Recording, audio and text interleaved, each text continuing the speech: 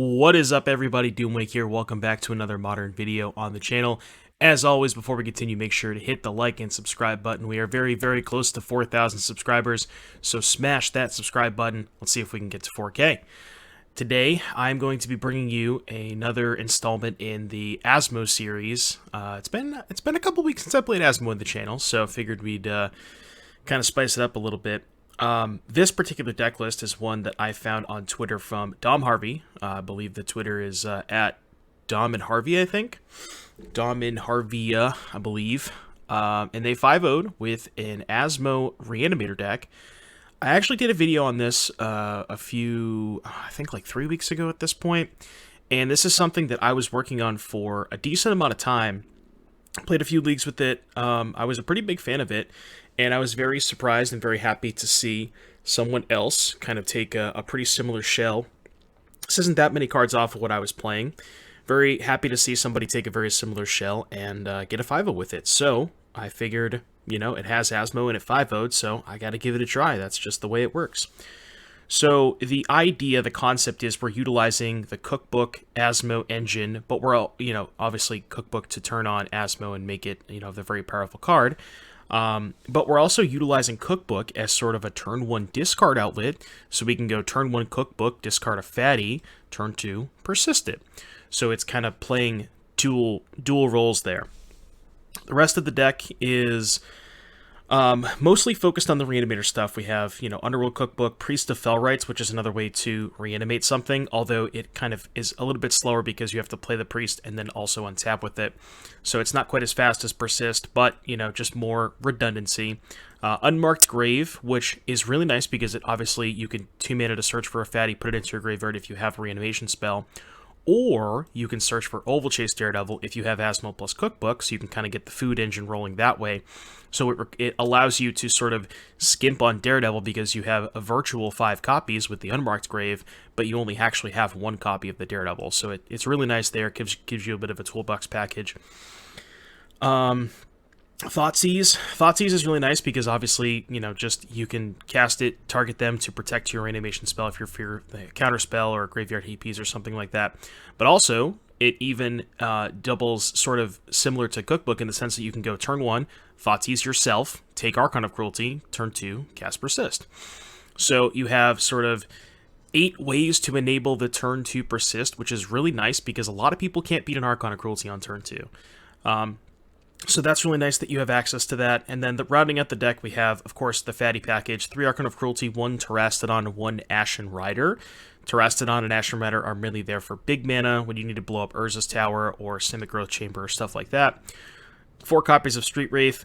This is one of the weaker cards in the deck and sort of the card that I'm looking at cutting the most. But it is there to turn on Asmo, so you have additional ways to discard cards to be able to cast Asmo on turn 1. I saw that Dom I think he tweeted after he 5-0'd with this initial version, said he tried a second version, also 5-0'd, and I think that version was cutting Street Wraith, adding more copies of Bone Shards. I think he said he main decked the Emissary. But first, we're going to go for the original list just to try and see how it is, and then we can decide after the fact how we like Street Wraith. And then rounding out the deck again, we have 2 Bone Shards, additional ways to turn on Asmo. It can kill opposing planeswalkers like Teferi, Red and 6, stuff like that. And it's also really nice, again, another discard outlet, for Archon of Cruelty. If your opponent happens to play a 1-mana creature, you can go turn 1, Bone Shards, discard Archon, turn 2, Persist. So, it is a way to turn 2 an Archon technically, but only if your opponent, cooperates and plays a creature on turn 1. And the last card in the deck is 1 copy of Dark Blast. I'm not, super sold on Dark Blast, but it is a card that that fills a role in the sense of, it's really good against Ragavan and Dragon's Rage Channeler, and there's a lot of that going around. And also, just being able to dredge it back means you can kill future Ragavans, and also milling over cards, pretty good when you're trying to hit fatties. And then we have 1 Nihil Spellbomb to round out the Urza Saga package, because obviously we're an Urza Saga deck. What isn't an Urza Saga deck at this point? And the only thing that I kind of miss here is the Shadow Spear. I think I would probably want to cut the Spellbomb for Shadow Spear moving forward, but again, I want to try and see how this plays out before I make any changes. Mana base, pretty straightforward. Courtyards, Marsh Flats, Godless Shrines, basics. Not much to say there. Sideboard, 3 copies of Portable Hole, which is really good for a couple of reasons. One, it kills opposing Ragavan's DRCs. Really good against small creatures. Also really good against a lot of the hate people bring in, like Soul Guide Lantern, Nihil Spellbomb, Rest in Peace, all that kind of stuff, Grafdigger's Cage. 1 Sarah's Emissary, mostly for creature matchups. So this is good against decks that have are like tribal, like not necessarily tribal per se, but decks that have a lot of creatures that don't have a lot of instants and sorceries. So I would probably bring this in against maybe Temur Footfalls, but they do have Petty Theft and Dead Gone to bounce it, so maybe not. But really good against like very creature heavy decks that are, that don't have a lot of ways to kill it. 2 copies of Grief when you're playing against control and you need to clear the way. This is a card that I wonder if should be in the main deck, because you can also set up lines where you turn 2 Grief, pitch a card, persist it back, get 2 cards out of their hands. You kind of do that kind of stuff. So I'm interested to see how those play out. Another copy of Dark Blast for the Ragavan matchups. 2 copies of Vindicate, just kind of as a nice little catch-all. It's one of your only cards that kills Leyline of the Void, if people are playing that. There's not a lot of that going around, but also good against big mana, blows up Urza's Tower, stuff like that. Kaya's Guile for mainly Murktide Regent, because you can kill all of their small stuff, but it's kind of more difficult for you to kill the Murktide Regent itself, so that comes in there. And then also people are playing graveyard strategies like Living In, Dredge, that kind of stuff, good against them. Sundering Titan, mainly here as a reanimation target for Dryad of the Elysian Grove decks, because Dryad of the Elysian Grove says all of their lands are all types. If you reanimate a Sundering Titan, when they have a Dryad in play, all their lands are dead. So that's mainly what it's there for. I'm sure there's some small corner case scenarios, like maybe against the Bring to Light Scapeshift decks that have a greedier mana base and a lot of Triomes. You might bring it in against those decks. 3 Void Mirrors, mostly for Cascade, but also doubles as good stuff against big Tron and E-Tron, so I'd bring it in there. And 1 copy of Needle, rounding out our Urza Saga package for when that's good, like Planeswalkers, Relic of Progenitus, things like that. So that is the deck in all of its glory. I'm pretty excited to see how this plays out.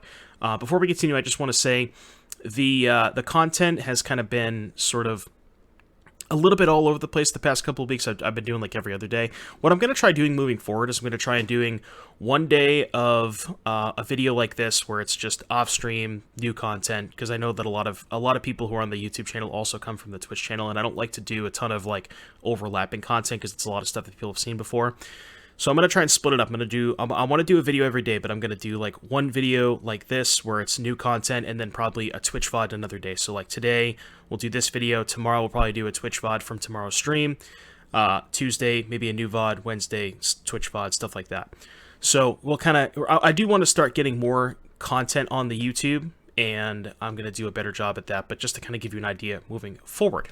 So with all of that said, let's get into some games. I'll see you back in just a little bit for round number 1. Alright, what's up guys? Back here for round number 1 of our league with Asmo-Reanimator. We got a Persist, and we got an Unmarked Grave, and we're on the play, so I'm going to keep it. We got a turn 1 Spell Bomb. Whether or not that's good is yet to be determined, but, can't complain about turn 2 Grave, turn 3 Persist. See what our opponent is up to. Alright, they went to 6. If they're playing Living End, that'd be nice. Flooded Strand, probably not Living End, although it could be. Interesting. I think I'm actually going to wait to play that, because if I play it this turn, I'm not going to get any value out of it next turn, because I am just going to jam Persist. So what I'd rather do is wait till next turn to play it, they counter the Persist, and the turn after I can make a token, so I'm not losing value out of my Urza Saga. And I think I'm just going to get the Archon. If I get Terrastodon or Rider, they might just not fetch. You can't blow up fetch lands. Well, you can try to, but they just fetch in response, so. Optorino. So they're probably just going to hold up Counterspell, but that's okay. I think I'll still jam Persist. Hopefully we just draw Thoughtseize. Ooh, that's not Counterspell mana. That's not Counterspell mana.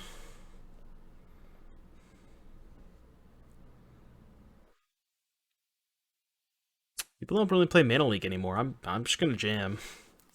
I was gonna jam anyways, even if they played an island, so it's not gonna change much.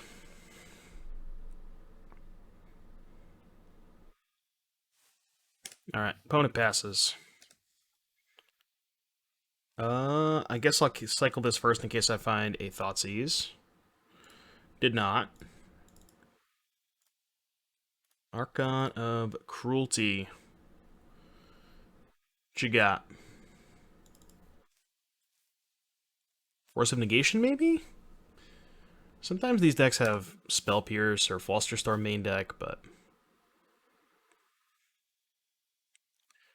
Alright, Archon is in play. Go back up to 21, draw a card. Likely just going to cycle the Spell Bomb here. Change my mind. Now I'm going to play Cookbook. So we'll pass. Maybe they have Path, maybe they don't.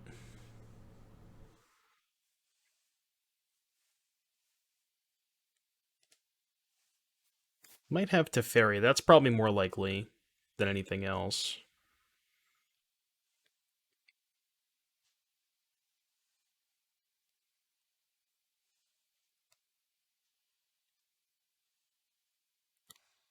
Engineered explosives for 1.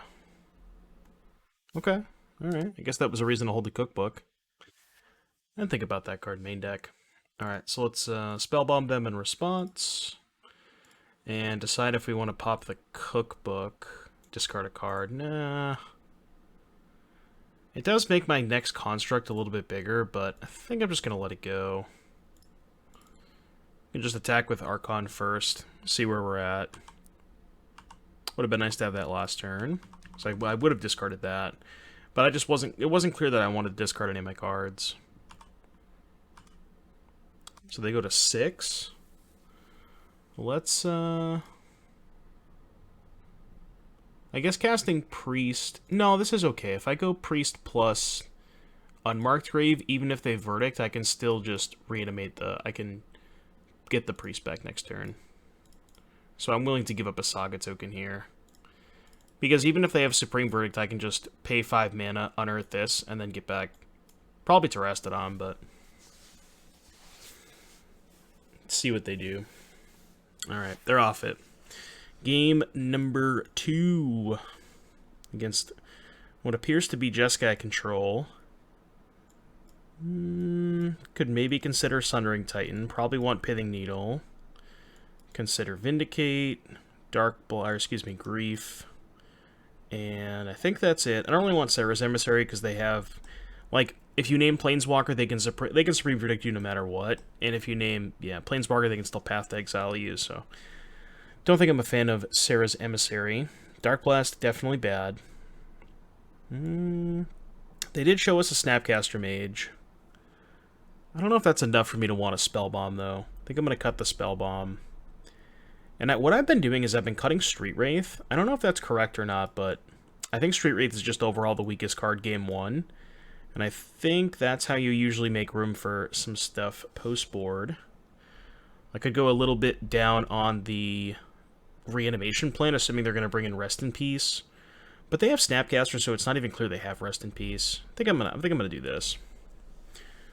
Could also bring in Portable Hole if I expected Rest in Peace, but Portable Hole is really narrow against their deck because they just don't really have any other targets.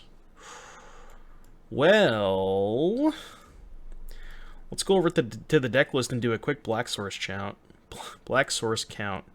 So 22 lands, only 5 of them don't produce black.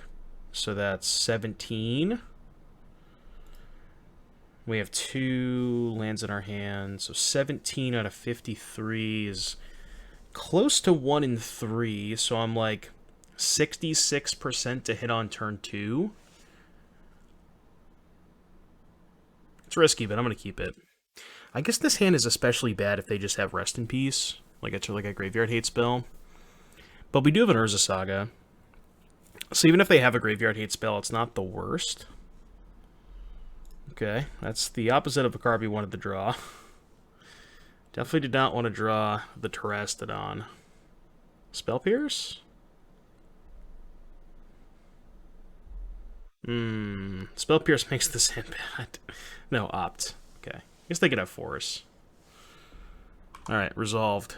You'll love to see that. Now, no rest in peace, please.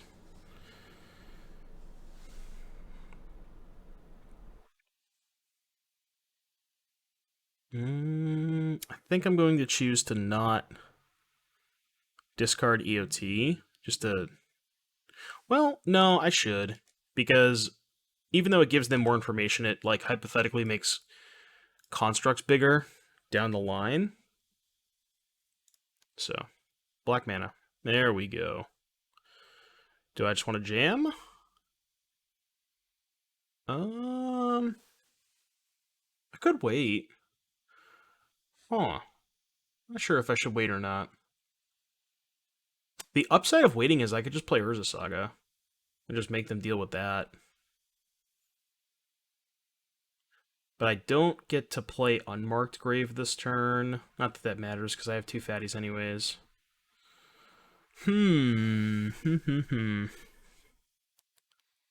Not sure what I should be doing. I kind of want to just pass. Yeah, I think I'm just gonna do this. Like, the problem with playing Archon is well, A, they could just counter it. Obviously that's, you know, the worst part. B, they could just, even if they let it resolve, they just discard a card, Tef, bounce it, and then I don't really get much out of it. Whereas if I wait, they play their Persist first. Or excuse me, play the Fairy first. That is an issue. Okay. The good news is, we have 2 more fatties in our hand, and we have a Needle in our deck. So we can just wait it out a little bit, and then Needle the Soul Guide, and then go for it the turn after. So I'm just going to choose to not do anything for a turn or 2. And just sit here making Saga tokens. I'm going to fetch now. And then I'm just going to pass.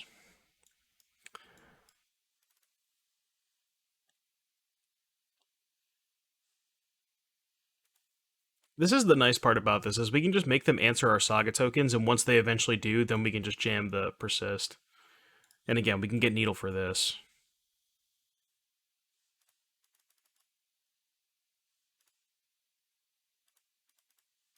Alright, so we'll make a Saga token. I think I'm still choosing not to discard the Cookbook.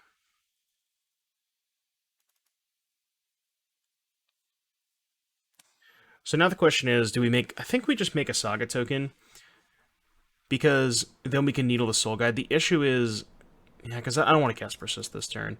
My worry is that they go land, Supreme Verdict my tokens away, and then also have Prismatic Ending for the Needle. And then I have no board and I can't play through the Soul Guide Lantern. But that's like worst case scenario, which definitely could be something that occurs, but I don't think there's any reason to discard a card here for the fear of Prismatic Ending on Needle, because it's going to be lethal next turn anyways. They go 5 to 11, the next turn I can discard a card and make it 12.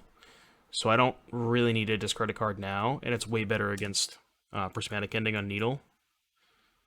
So I think I'm just going to wait.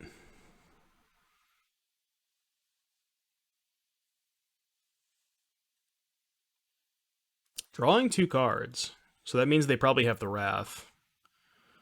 But the question is, do they also have the Prismatic Ending? Because if they go land plus Wrath plus Ending, then I'm in a really bad spot. But if they only have one of the 2, then I think I should be good.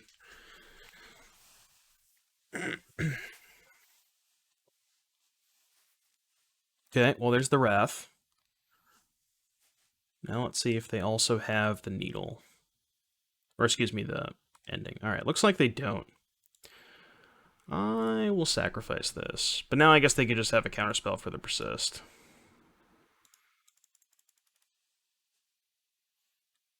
Okay, that's not bad. Unfortunately, we only have 3 mana.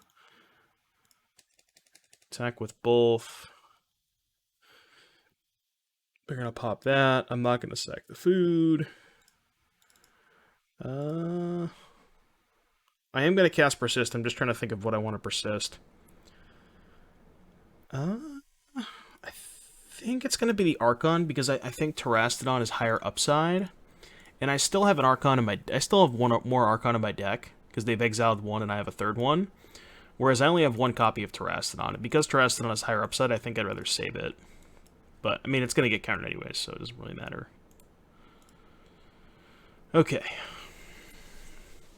Now I'd like to find a Thoughtseize. Thoughtseize or a Grief would be ideal. Yeah, that's bad. That's bad. Yeah, now we don't have much left. And they probably just have a wall of counter magic. Okay. That could force the issue on the Lantern. Potentially. Because we need to somehow force the issue on Lantern and then go for it. But have Counterspell. Not much I can do here. Guess I shouldn't F6. Another Saga would be good. Is this a Teferi Hero of Dominaria? Yes, it is. Okay, draw a card. I think I'm going to choose to not discard because I already have a fatty in the graveyard.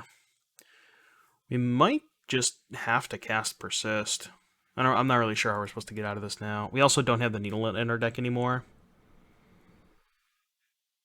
So I cast Persist, they sack the Lantern. I do nothing else. No, that's not good. I think what I have to do is hope to draw land, hope that Priest baits out the Lantern, and then just kind of hope they have nothing else, I guess. It's like my only way out of this. I think. It's not looking good, though. Okay. Yep. Still don't want to discard more into the Lantern.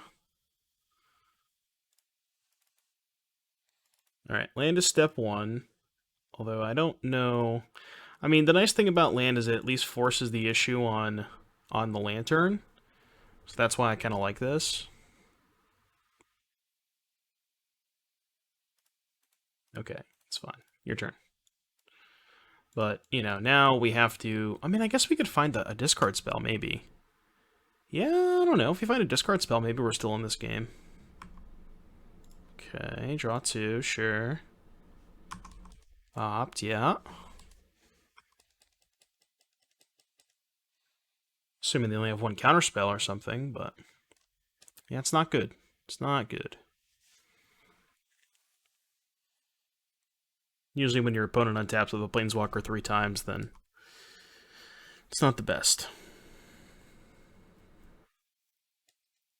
Did not expect that card to be in their deck, but it is. It's an interesting choice.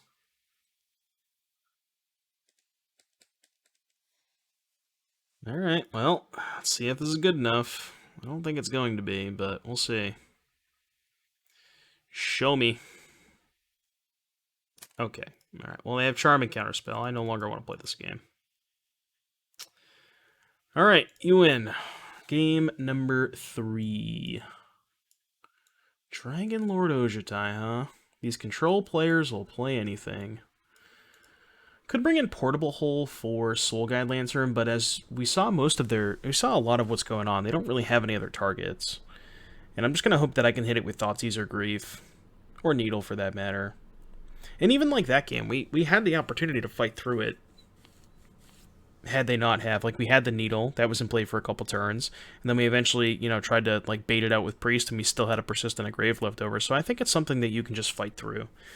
I don't think you need to have, like, completely alter your strategy, and, well, I guess you wouldn't alter it, but, like, a card like Portable Hole that just doesn't have any other targets. You know, if my opponent was playing a more, like, take Blue-Red Murktide, for example, they have, you know, Dragon's Rage Channeler, Ragavan, they have a lot more targets for Portable Hole, even on top of the fact that they sometimes have Lantern or Relic, and I'm more likely to bring it in against those decks.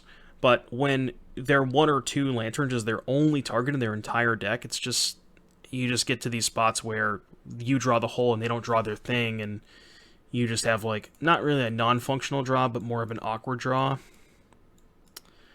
Alright, Cookbook, Grave, Titan, and not much else. If this was Persist, I would consider keeping this hand, because we could turn to the Titan, but I I mean, it's a high upside hand. If we draw Persist or Priest, it's pretty good, but I think I'm just going to mulligan pretty aggressively in this matchup. Yeah, and here we see an issue that I was kind of worried about, where we have Urza Saga and Priest of Fell Rites, and we cannot cast Priest. I think this hand is just way too bad if it misses, and we're on the play.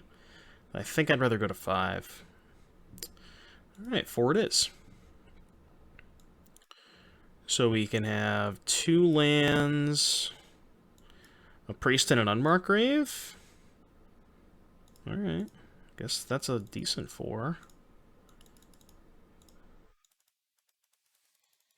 It's not bad for a 4-card hand. It's probably not going to be good enough, but...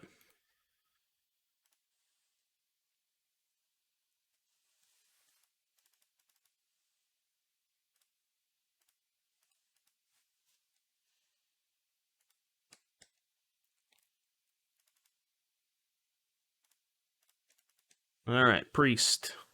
Gotta lead with Priest because that one needs a turn, 1 turn cycle to untap.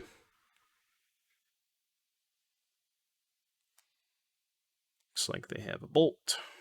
No, they have an Opt. Okay.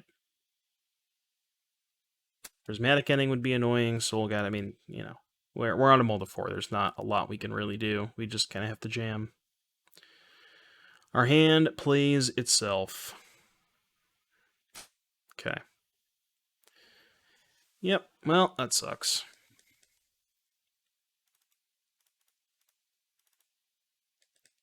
So I should have attacked first, but...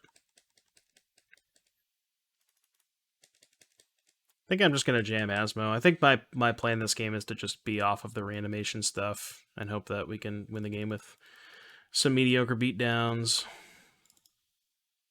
Because they have the Lantern and I have nothing left. I don't think I can try to fight over the Lantern on such low resources. I think I'm better off just doing the Asmo stuff and hoping that we can beat them down.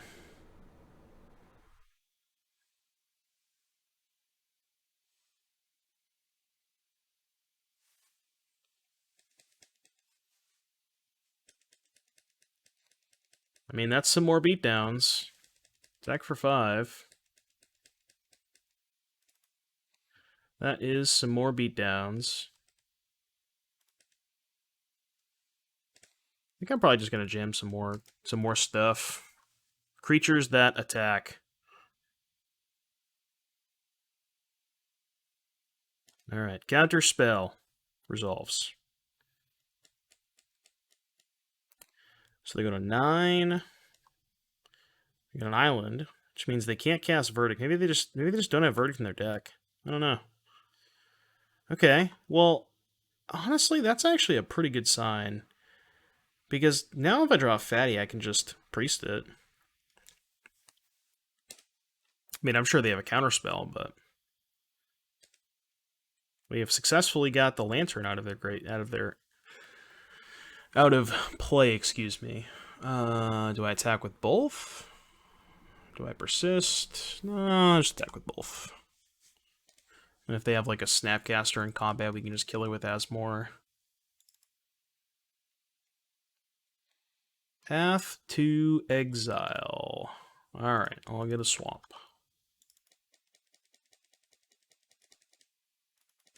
Snapcaster, Opt. Trade with Priest.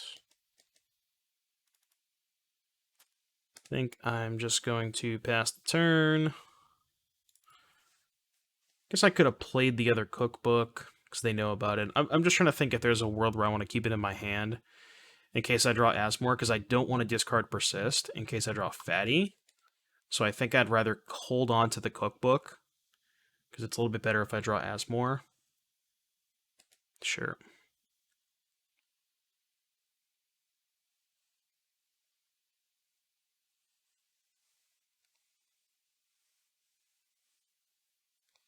I think I'm probably not going to take very many more draw steps here. I just, you know. We mowed the 4, they have a Planeswalker in play. One of those things where you just, you know when you're beat. Alright, let's see if this works. If this doesn't work, I'll probably just scoop.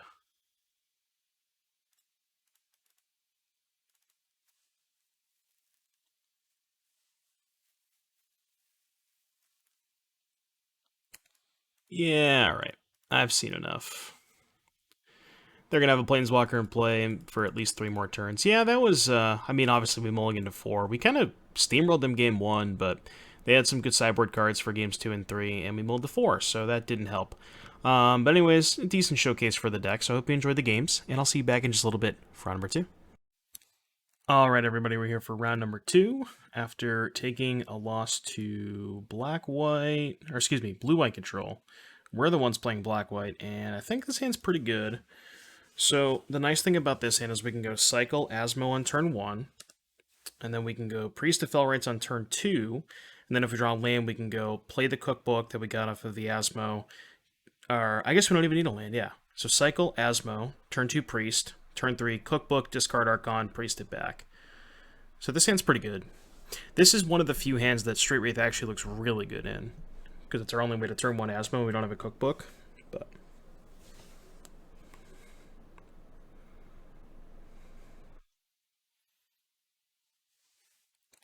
Alright, opponent is on 6. We'll go cycle this. Cast Asmo. Get a book. Ship the turn. Let's see what we're up against. Looks like Spire Bluff Vial, huh?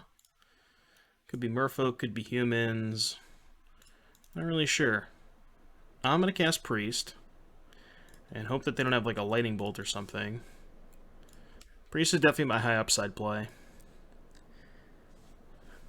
The nice thing about this setup is if they are a creature-based deck, which they obviously are because they have Vial, Asmore is quite potent against creature-based strategies. So they're in this weird position where, you know, they want to fight over Priest to not let me Archon, but they also kind of have to kill Asmo or else they just don't get to play Magic. So they're like in this weird position. Okay. Yeah, that's fine.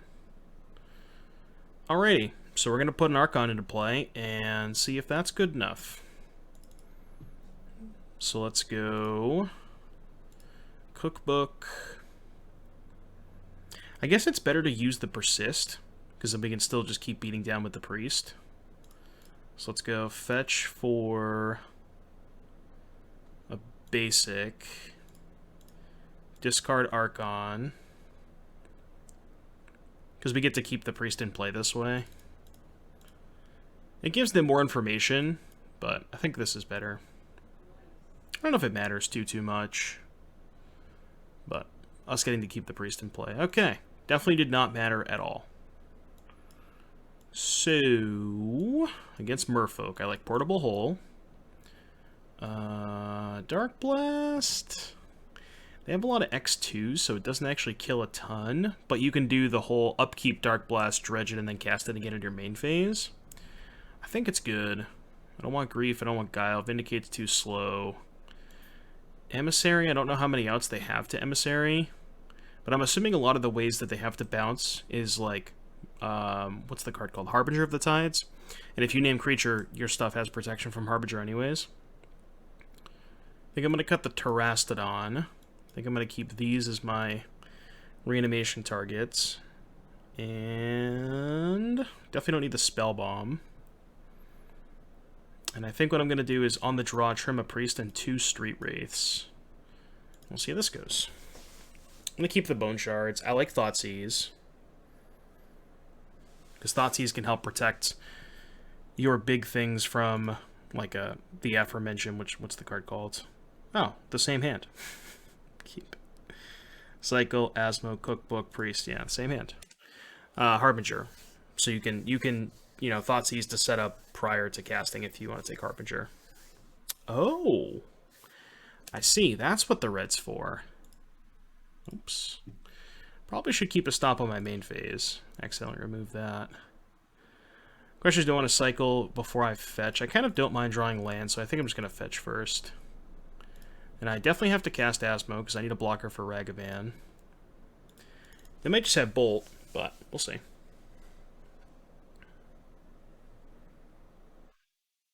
They do have the Bolt. So now we can go Thoughtseize plus Cookbook, and then set up Persist next turn. They hit an Asmo, which they can't cast, because they can't discard a card. Master of the Pearl Trident. Yeah, so let's just go Thoughtseize you. See what's up. They have a Master and a Ragavan. Well, I'll take the Master, because Ragavan's legendary.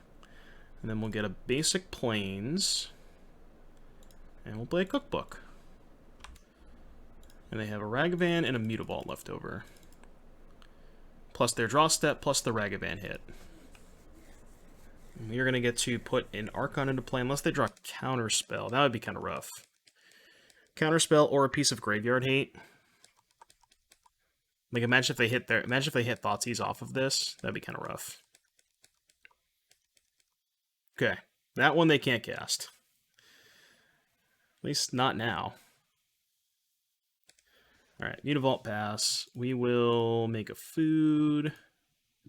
Get back the Daredevil. And hope they did not draw a Counterspell, because if they did, we're in bad shape. Oh, that was actually a really good draw. So Persist the Archon. See if they drew a Counterspell. And now, even if they drew a Counterspell, we could just Asmo and have 2 food in play. So, should be good to go. Get a basic. Cast an Asmo. Get a book. And we should be chillin'. This is the 1-2 punch. Like, imagine that scenario where even if they drew a Counterspell, we still could have played Asmo, had Asmo back to block Ragavan, and killed the Master, so we could have just went kill this, block Ragavan. So even if they had a Counterspell for Persist there, I still think we're in a pretty good spot.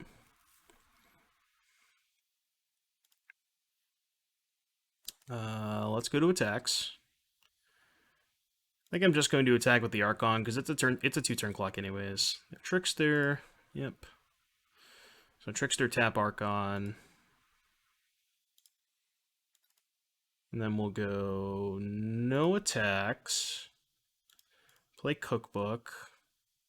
I'm just going to make my food now. They know about the Daredevil anyways, so I don't want them, like, responding to me discarding, and then I won't be able to kill 2 things kind of thing, but now we have 2 activations. Yeah, we should be good to go.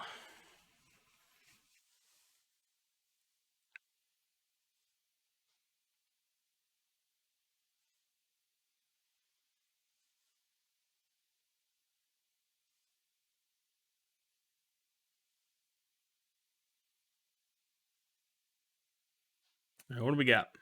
Petty Theft the Asmore. I will respond.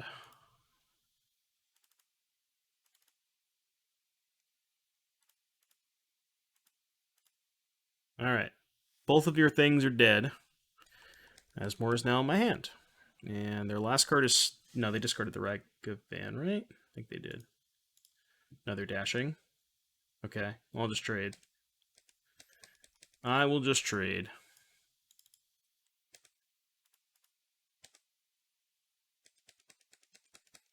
Alright, now they have nothing. We have an Archon. And we still have an Asmo. Alright, they're finally off it. Yeah, I don't know. These matchups tend to be pretty good. Game 1, they didn't really have much in the way of meaningful interaction, and then Game 2, you know, they had like a Trickster and a Borrower, but we were just too far ahead at that point. There was that one turn where they put us to 8 with 2 creatures in play, and if they had a Counterspell, we might have been in a tough spot, but we ended up drawing the Asmo, so I think we would have won that game anyways. So, 1-1. I'll see you back in just a little bit for round number 3. Alrighty, and we're back here for round number 3 of our league with a black-white Asmo-Reanimator. Sand's not going to be good enough. If I had a Persist, I could consider keeping, because I have turn 1 Archon. You know, if I draw a land, I have turn 2 Archon, but I think I'm going to mulligan. I think the range of hands is slightly better. You know, this hand's significantly worse.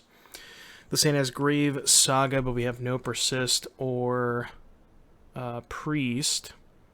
I think we're going to go to 5. Okay, I can work with this. I think I'm going to put back Ashen Rider and Marsh Flats. And I think my plan is to go turn 1 cycle Street Wraith, see where we're at. And if I miss on a Cookbook or a Thoughtseize, I think I might just play Saga on 1. Oh, well, you know, sometimes you just have it all. Sometimes you just have it all. Alright, well, that's a pretty good Mold of 5. Let's see if our opponent has anything to interact with it. Serum Visions off of Dark Slick Shores, so probably Adnaz. Archon notably not the best against Adnaz. I'd much prefer an Ashen Rider or a Terastodon, but it still kills them relatively quickly. Alright, let's go discard Archon, play Saga, persist the Archon. They discard a card, we draw a card. Okay. Yeah, they discarded Pact, so definitely Adnaz. So it is sort of a 2-turn clock, right? It's 8 and 8, but they're at 17. So it's actually kind of a 3-turn clock. But we have the Saga to make an extra point of damage, so we can make up the clock that way. But they obviously have stuff like Phyrexian on Life and what's the other card? Angel's Grace to prevent them from dying. This is Pentad Prism. Yeah, we definitely could just be dead next turn. Alright, let's go to attacks first. See where we're at. So they take 8, go to 9.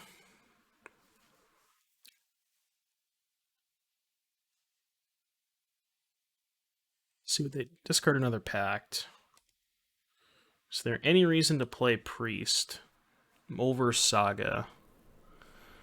Hypothetically, it's better if I draw a Terastodon, an Ashen Rider, or an Unmarked Grave, because I have a feeling that I'm going... Like, it puts lethal in play regardless, whether I make a Saga token or Priest, and I don't think there's much difference between making, like, a 6/6 construct and having a 2/2 that also presents lethal, and it's so much better if I draw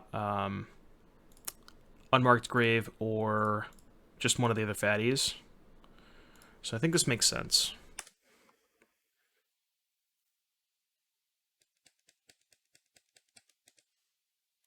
Now, we could just be dead. They could just go Grace, Spoils, Oracle, and kill us, but there's not much defense we have against that anyways. Okay, that's a good start for us.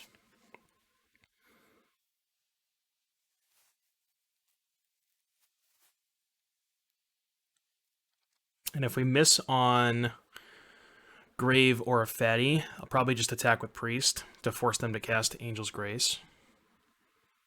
Unless they just cast on life here, but in any case, I still will put them to -1. So the awkward part about putting them to -1 is the life loss from Priest does not deal them infect damage.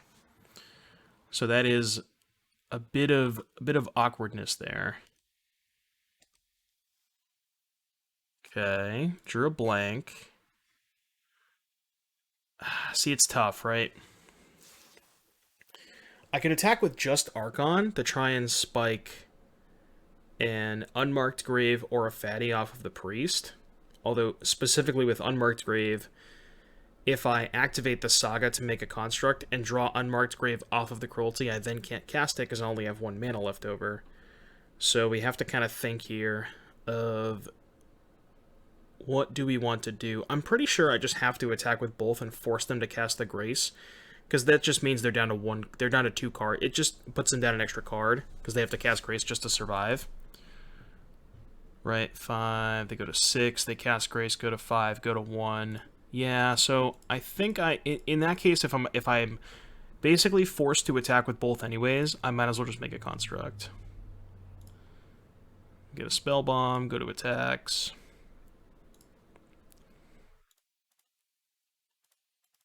Yeah, I think I have to force the Angel's Grace. So they discard a thing, cast Grace. They go to 1. But they only have 2 cards left. So... yeah, I guess hypothetically they could go Grace, Spoils, Oracle. Those are their last 3 cards, which definitely could be. This only prevents damage too, right? Yeah, this says damage. So, uh-oh. Uh-oh. Am I dead? I feel like I'm dead. Yeah. Not much I could have done about this. I don't think. Oh, okay. They didn't have the last piece. Never mind. Not dead. Okay. So, definitely want Grief. I don't think Needle does anything. Void Mirror shuts off Lotus Bloom and Profane Tutor, so I think it's good enough. Needle Titan, both bad. Vindicate's not bad, but it's kind of slow. And Emissary doesn't do anything. Portable Hole. Problem with Hole is it doesn't kill Phyrexian Unlife, so the only good target is Pentad Prism, so I think it's not quite good enough. Dark Blast bad. Bone Shard's bad. Spellbomb bad. And everything else looks decent. Maybe I cut the Wraiths and bring in Vindicates. So I could do like Priest and 2 Wraiths for 2 Vindicates, call it a day. I don't mind trimming Wraith. I could also trim Asmore, because I don't really have time for that kind of stuff. Yeah, I think I like this. I like this package. Trimming a Priest may seem a little bit odd, but it is slow, you know. So this hand has a lot of reanimation spells, but no fatty or way to put a fatty in the graveyard. We do have a Thoughtseize too. So what's best case scenario? We go Thoughtseize them on 1, Saga, go on turn 2. Like, I just don't really think that's good enough. I'm gonna ship it.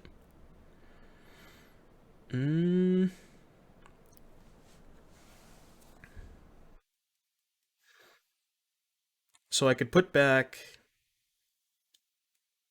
I guess probably just basic Swamp. And potentially Thoughtseize myself on turn 1. Maybe I have to mulligan aggressively. The problem is this hand, if I Thoughtseize them, my hand is now missing a discard outlet and a reanimation spell. Whereas, like, I mean, I guess best case scenario, I put back Swamp, draw Persist for my first draw step, Thoughtseize myself on turn 1, and then Persist on turn 2. But it's only good if I draw exactly Persist. I'm gonna go to 5. Okay, I'm gonna put back Asmore and land, I think. Just keep these. Thoughtseize Grave. With the intention of Thoughtseizing them. Alright, they have a Lotus Bloom. Okay. Thoughtseize you. See what you're working with. Alright, Grace, Unlife, Profane, Visions, Land. I'm gonna high roll, not take the Profane Tutor, just hope I draw, hope I spike a Void Mirror. I think I'm actually gonna take the Serum Visions. Yeah.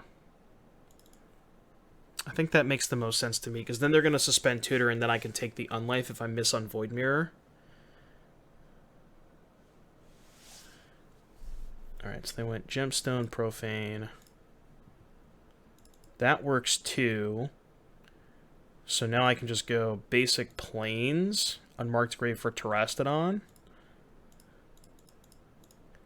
Which I think makes the most sense to me. Get the Terasti. They are going to be able to go land Unlife here. Oh, they better have a land, I guess. Sleight of Hand. So now my plan is to go Thoughtseize them, probably take Unlife? Have another Lotus Bloom. Maybe we'll just draw Void Mirror. That'd be nice.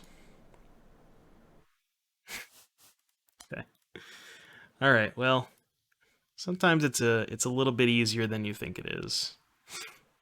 Now I can just take the Oracle, I think, and leave them with Unlife and Grace.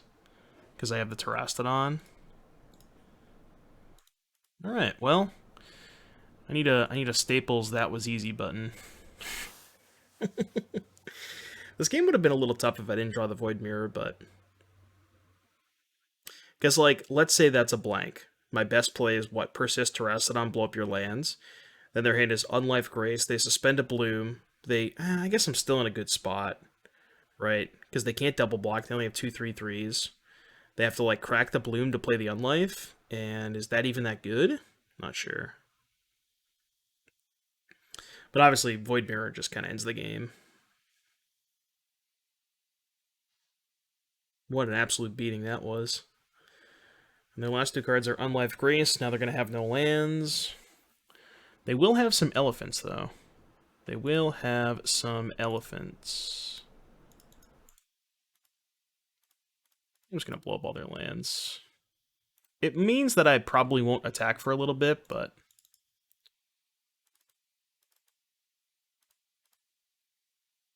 I think that's okay. Because they can just triple block. I should have kept that card in hand, but should have kept this in case I draw a cookbook because I want to make food. But yeah, there's almost no reason to play the second mirror.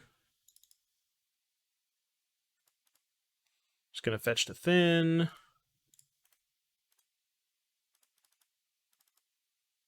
All right, I'm gonna hang on to that. We're just gonna play Drago for a little bit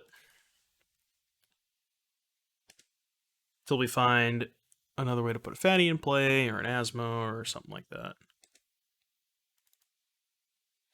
Okay. Yeah, I think attacking and trading is just worse for me because then I have nothing left, right? If I attack, they triple block, trade for 2 elephants, and then I'm in a spot where they actually have a 3/3 attacker. Whereas I think I can just wait it out. Well, I mean, you know. I guess I could just brick off for, 10 more turns, and there is that. We still only have an Unlife and a Grace. Okay, yeah, we didn't brick off. That will allow us to start attacking at some point. Because that also gets Cookbook, which makes the tokens bigger. Alright, we are going to clean up.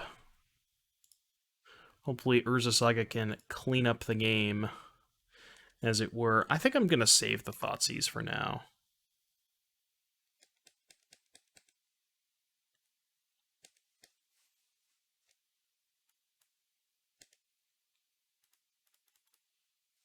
Alright, Saga token. Now we can start attacking. Because now I can just attack with 2 6/6s, right? Yeah.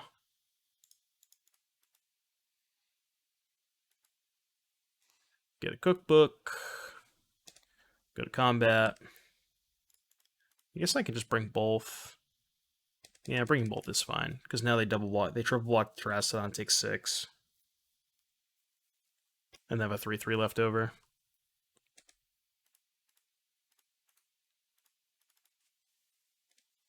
Alright, they're at 14. We have 2 6/6s. Should be good to go. Alright, they're off it. bit of a stalemate there when we blew up all their lands, but I don't know. I thought that matchup was going to be bad, but I guess, fast Terracodons is something they can't interact with. Obviously, I got very lucky and drew the Void Mirror the turn before they suspended the Bloom, or the turn before they cast the Bloom and the Tutor, which won me the game that won me the game by itself for sure. But yeah, I don't know. You have some fast fatties, ways to blow up mana, and you have Void Mirror, which is really good in this matchup. So overall, 2-1. I'll see you back in just a little bit for round number 4. Excuse me. Alrighty, YouTube, we're back here for round number 3. I'm going to keep this hand on the draw. We have a turn 1 Spellbomb, turn 2 Priest, turn 3 Unmarked Grave. This hand might be too slow on the draw, but we'll see what we are up against. I don't think I can mulligan a turn 3 Archon, play or draw. Yeah, this isn't the best matchup. Okay, I drew something better to do on turn 1, which is nice, because the Spellbomb doesn't do anything against Mountain Soulscar. But yeah, this is a matchup where Priest is almost always dying. So, it's a bit more of a risky proposition against Prowess. That being said, our hand, kind of plays itself, and we don't really have a choice, but especially if they're going to play a Storming Entity this turn, which they very likely are. Honestly, I kind of hope we just draw an Asmore, because then I can just start mowing down their stuff. Because I think I would rather cast Asmore than Priest, because Priest is just so likely to die. But we'll see what we draw. If I brick, I probably just have to go for the priest and hope they can't kill it. But I do get to make a free food here, which is nice. Yep, well, our hand does not really have a choice here. We just kind of have to cross our fingers. I don't think it's going to work, but, you know. Seen weirder things. Had I drawn a Persist, I would have just cast Unmarked Grave. And that, you know, is almost 100% to work, because they don't usually have counterspells game 1, but did not draw the Persist. Maybe their hand is just all creatures. Just maybe. Well, there's one creature. No lightning bolt, no lightning bolt, no lightning bolt. Please, no lightning bolt. Can't afford to block.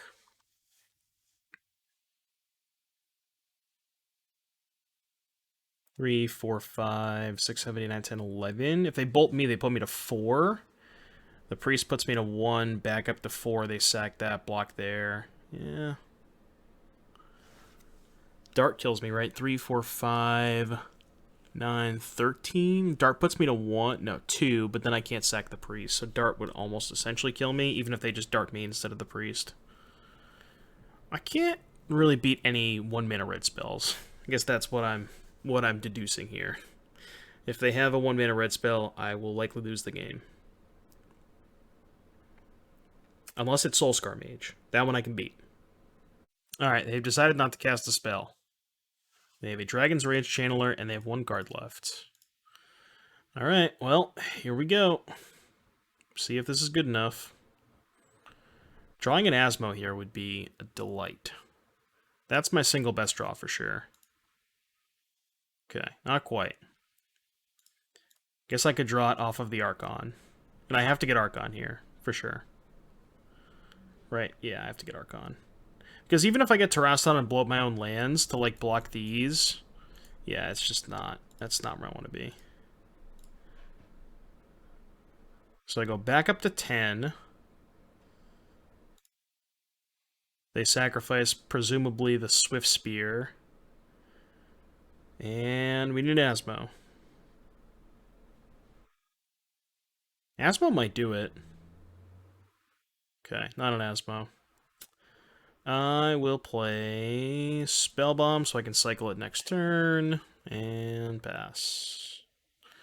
They discarded Lava Dart, so now I block the Stormwing.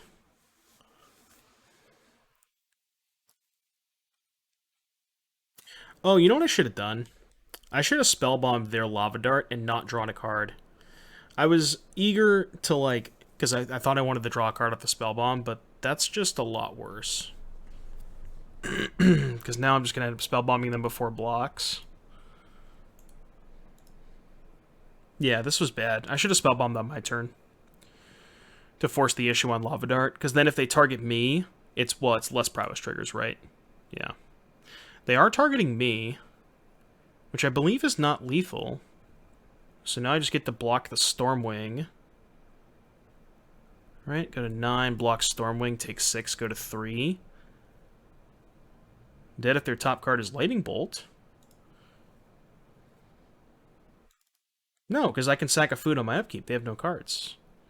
Yeah, I actually think we're okay. Yeah, also they lose Delirium, so this isn't... Yeah, we only take 4, go to 5. Yeah, this should be good. Okay, well I messed up horribly and didn't sack main phase. Don't think I'm going to get punished, though. Yeah, opponent's off it. Cool. Alright, game number 2. Portable Hole, I think, needs to come in for their cheap creatures. Sarah's Emissary is interesting because, I mean, obviously you can name creature. The problem I have with it is if you persist it into play as a 6/6, they can still double bolt it. It's probably still good enough. I think Dark Blast is actually bad because their creatures are usually too large for Dark Blast. And what if I do... God, definitely not... actually, maybe I do want the Spell Bomb against Dragon's Rage Channeler. Nah, I feel like that's too narrow. And then cut all of these and bring in... I don't want to bring in Vindicate. Could bring in Grief. Just as like a cheap way to sort of interact. And then maybe we can cut the Terastodon. The nice thing about Asmo-Reanimator is I get to kill the Stormwing and then also just kind of block their thing. And if they kill it in combat, then I get to kill something else. I think I'm going to try the Kaya's Guile. And yeah, let's try this. I want to keep in Thoughtseize basically in every matchup because Thoughtseize is technically a discard outlet for a fatty. Yeah, we have the same problem here where we have, you know, multiple ways to get a fatty. Well, I guess not multiple, but we have Grave, no Persist. I think I'm going to mulligan. Alright, well, this is the hand that's going to tell us whether or not Serra's Emissary is actually good. Again, my big issue with Emissary is persisting it into play as a 6/6 against the Lightning Bolt deck, and the Unholy Heat deck. Yeah. Emissary might just be bad. Are you supposed to name instant? No, because then they can just... Yeah, I don't know, it's tough. Although, I guess if you name instant, they can't target you with any of their spells. So maybe instant is good. Not sure.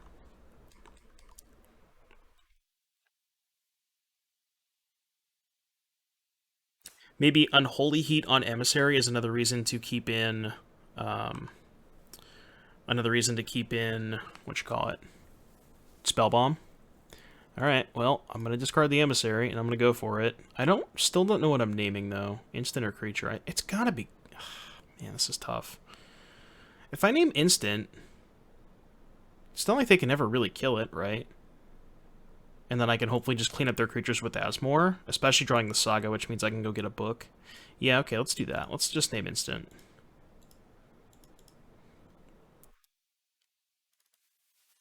But this means they can't heat it. They also can't bolt me, can't dart me.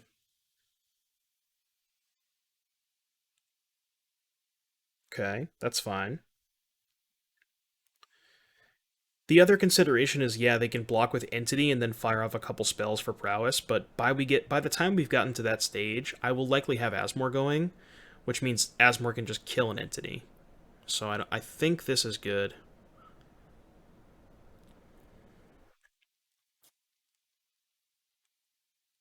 And I think knowing that they're an Unholy Heat deck means I kind of have to protect it from heat. Because it being a 6/6 is just such a liability against heat. So yeah, I guess you're supposed to always just name instant, the more I think about it.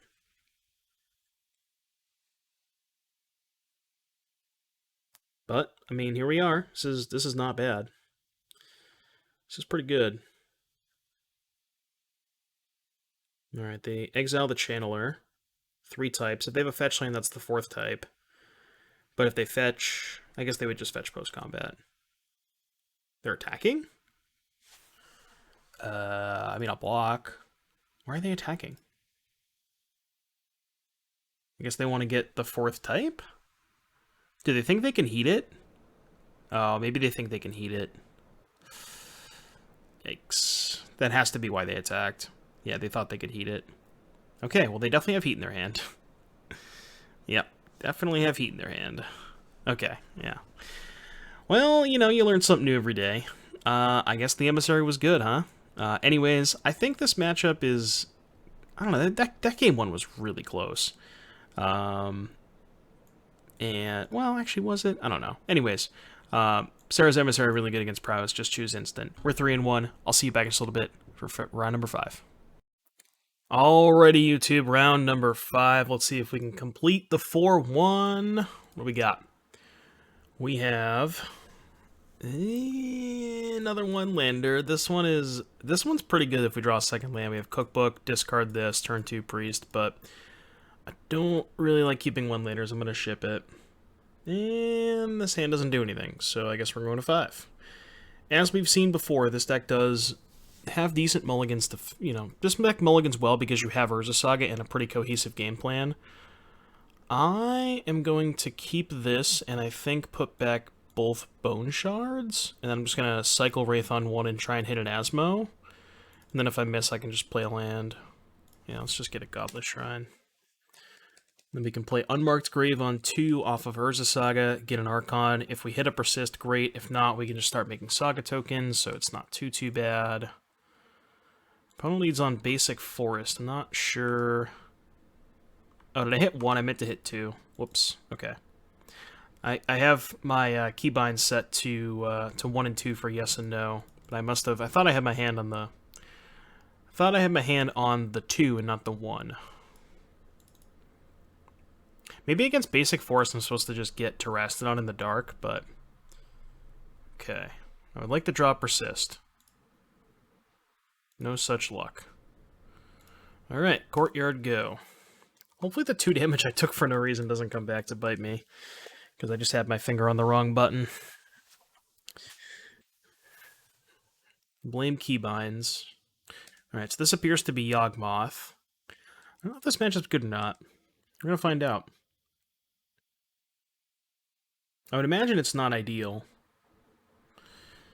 Yeah, because they just have a bunch of stuff that, like, they sacrifice this to Archon, who cares? They just get it back. And they chose not to attack. Oops. Alright, make a thing. Persist. No Persist, but that's actually not a bad draw. Let's get a cookbook, play a swamp, cast a spell bomb. Because the nice thing about spell bomb is we can sort of break up the combo a little bit. So I'm going to attack, see if they want to block. They chose not to block. Well, let's just discard Archon because I don't really need it in my hand. But yeah, you can sort of break up the combo a little bit with spell bomb. Like if they put a Yawgmoth into play and they go to sack a thing, you can just respond so their Undying creature doesn't come back. What does this do? Okay, sure. Whenever it hits me, they get counters. And then whenever they go counters, they get a 1/1. Okay, got it. Yep. And it only counts -1/-1 counters, not +1/+1, so it doesn't trigger off of Undying. Alright, what are we looking for? Not Terastodon, let me tell you that. Alright, deck. I think I'm supposed to save the Spell Bomb. But obviously I could sacrifice it here to try and spike a good card off the top. So the question is, do we Spell Bomb now? Because I get the Young Wolf and I draw a card. Drawing a card towards Persist is pretty good. Or I could hold it. Ah, this is tough. So let's say I hold it. They sacrifice Geist. I'm kind of like trying to think if they have Eldritch Evolution. I guess they could start doing stuff with Apatra. Maybe I wasn't supposed to attack. Okay. Yeah, I'm going to Spell Bomb them. I maybe should have left one of these back, because they can start attacking with Apatra now. Okay, so that's gone. Cycle Wraith, try and spike something off of that. Alright, there's the Persist. Do we Terastodon them or do we Archon them? I still kind of think we just Archon them. Terastodon does blow up their lands, but yeah, maybe Terastodon was better, I'm not sure. Because it does cut them off a lot more resources, but they still have to lose a card in their hand, and this comes back with a counter, which means if they have Yawgmoth, they can't get it back next turn, so I don't know, I think this is okay. Drawing Thoughtseize is also quite good, because now we can just take their Yawgmoth, assuming they have it. Alright, well, I played a little loose this game. Looks like I'm not going to get punished. They're going to Chord for a Dryad Arbor. So maybe their hand, I don't know, it's their last card. I certainly wasn't going to take the Chord. I guess they were just going to cast it anyways. No, because if they had held it and drawn a land, they could have just put a Yawgmoth into play, right? If they don't cast the Chord, I take the Yawgmoth, they draw a land, and then they have 7 mana. Maybe they thought Yawgmoth wasn't going to get them out of that anyways. Weird. Okay, so Sarah's Emissary, do they have outs? They have Grist. And because you can just name creatures. Let me look at Messenger real quick. I can't remember if it targets. I think it does. I don't know if it target opponent loses 2 life or each opponent. Target opponent loses 2 life, so it stops Messenger. They can't Yawgmoth your stuff. Uh, so it's just Grist. I think it's worth it. I think it's good. Probably better than Terastodon. They have a lot of mana dorks, so I don't think Terastodon's where you want to be. Portable Hole's good. Grief good, no. Dark Blast, yes, because they have a lot of mana dorks. Needle shuts off Yawgmoth, so I want that. And probably Kaya's Guile. I think we're going to do the usual cut all the Street Wraiths. I actually kind of want to cut Bone Shards. It is technically an answer to Yawgmoth. The problem is they play Yawgmoth, and this is a sorcery. So you can't really break up the combo with it, and by the time you cast your Bone Shards on your next turn, they've already gotten a lot of value out of their Yawgmoth, so I'd rather just fight over it with Thoughtseize and try and remove their other creatures, which I guess Bone Shards does do, but I'm going to try it like this.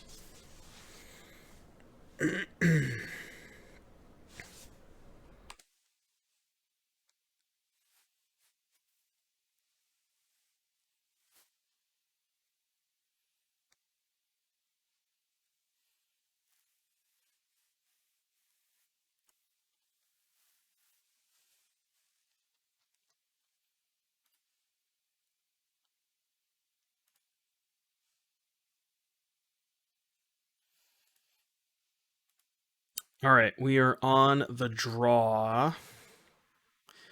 We have Unmarked Grave, Persist, and a Portable Hole, and a Dark Blast.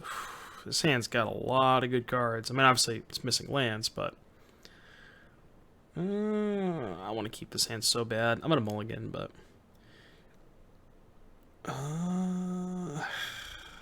missing a Fatty, or an Unmarked Grave. This hand's got high upside, though. We keep it. That's one of those 7-card hands where you would, look in paper, you look at the top card of your deck, and you just, like, just kind of cringe a little bit. It's like, oh, no. So I assume they probably take Persist. No, they took Cookbook, which I guess also makes sense. Okay, that's a very lucky draw. Because now we can grave on 2. It's actually kind of funny that they played the Urborg on turn 1, because Urborg is the only them playing an Urborg is the only way that I can cast Priest of Felrights off of Urza Saga on turn 2. Because I can go fetch Godless Shrine, play Saga, play Priest. Now they're going to take Unmarked Grave, for sure, given that they took the Cookbook first. But now I can actually go Saga into Priest, which is pretty good. They took Persist. Interesting. Okay. Interesting. It's especially nice, too, that we get to play the Saga here, because if my Priest dies, which I kind of assume it's going to, then we just get to make a Saga token. And if they don't kill the Priest, then we just Archon them. But, I mean, them not taking the Priest over Persist means they almost certainly have a removal spell for it, because why else wouldn't they take it over the Unmarked Grave?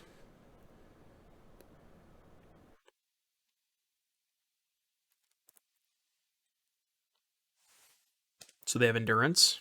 That's what this is. This is Endurance. Okay. So I am just going to pass. No attacks.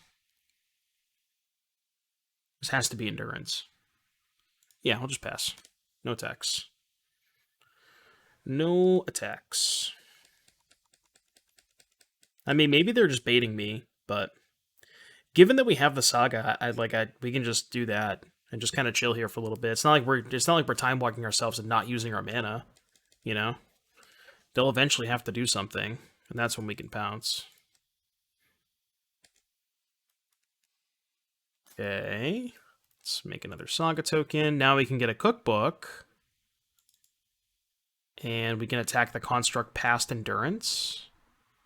Could also get Needle on Yawgmoth, but the thing is, they have no creatures anyways, so do I really care about Yawgmoth right now? I don't think so.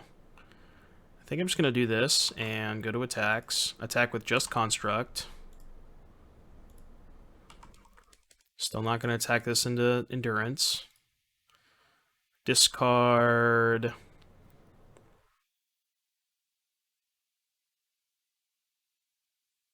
I think just Portable Hole? Well, if I discard the Emissary, that baits the Endurance, then I could just unmark Grave for it. Yeah, okay. I want to keep my other stuff. Like, I'm giving them a good creature to, like, cast the Endurance this turn. So, like, in theory, keeping the Emissary in my hand... I'm not going to sack the Priest. I'm still playing around Endurance, but... keeping the Emissary in my hand makes it so that they don't really have a good spot to cast it. But, like, they kind of know that I'm playing around it, so, you know, I don't know if that means they're going to go for it or not, but... like, now if they cast Yawgmoth, it's just, like, I just don't really care. Because I just have the Priest. Ooh, I did not expect that card. Okay. I was definitely not playing around that card. Yeah, that's a beating. That is a beating. I forgot about that card.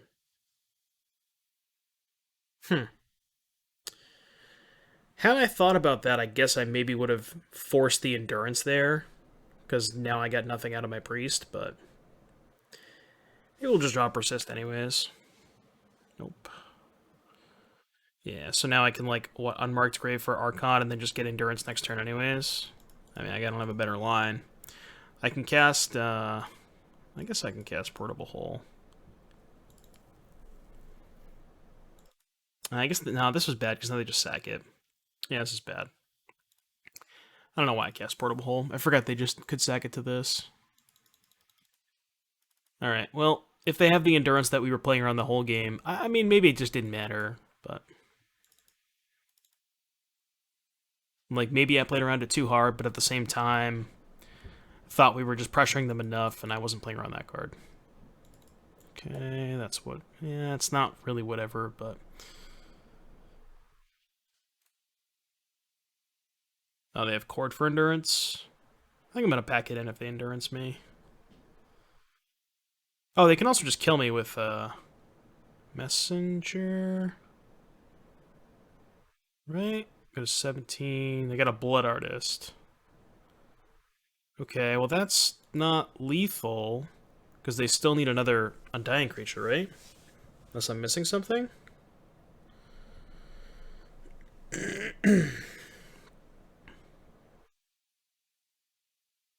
Oh no, because they sack the wolf, put a token on the snake, get a snake, sack the snake. Okay, yeah, that is lethal. Right, okay. Right, okay. That's kind of cool. I've never actually seen that application before. I think I still like the way I sideboarded, especially if they have Endurance, I definitely need to keep Thoughtseize. So, we will go to game 3. Thoughtseize is also really good against Culling Ritual. It's a powerful card, but it takes a little bit of setup, and it is 4 mana, so...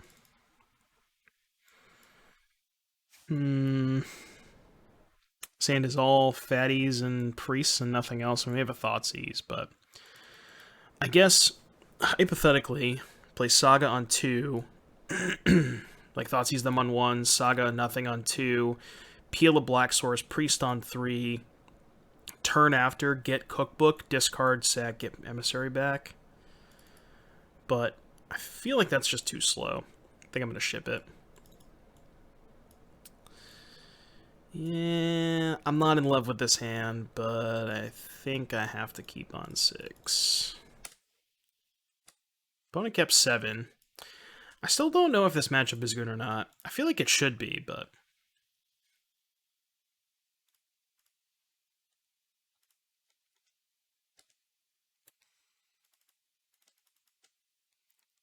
I'm going to get the Archon, I think. Yeah, I got to get Archon. Endurance does make it a little bit more tricky. Because, like, we need to find a Thoughtseize here.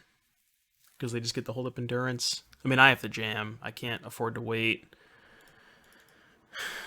Yeah, I can't afford to wait. I definitely shouldn't have played my land first, but...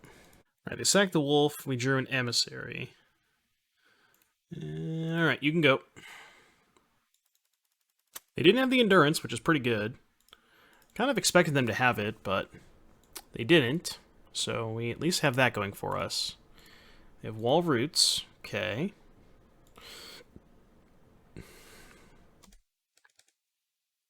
think I'm going to fetch just to thin my deck a little bit. I don't really want to draw any more lands. I don't need to fetch, but I also don't really need to draw more lands, so... Okay, that's pretty good too. Because now we can go discard Emissary, cast Persist, and play Asmo. But we'll obviously go to attacks first. See what they do. And they discarded a Calling Ritual. Not the best against an Archon. Good against my last draw, but not good against this draw. They sack Plant. Okay. They go to 9. So now we go black, Cookbook, discard Sarah's Emissary, cast Asmo, get a book, play flats, persist back the Emissary, and name creature. Okay, that's it. Opponent has had enough. Got the 4 and 1. Let's take a look at the deck list real quick before we let you go. So 4 and 1, losing to Jeskai Control. None of my other matches, I mean, there was a couple close ones, but this deck felt really good, and I'm really interested to work on this. You did notice throughout the league that we did board out Street Wraith a lot, so that is kind of one of the cards that's first on the chopping block. I'm not sold on the main deck Dark Blast or the main deck Spellbomb.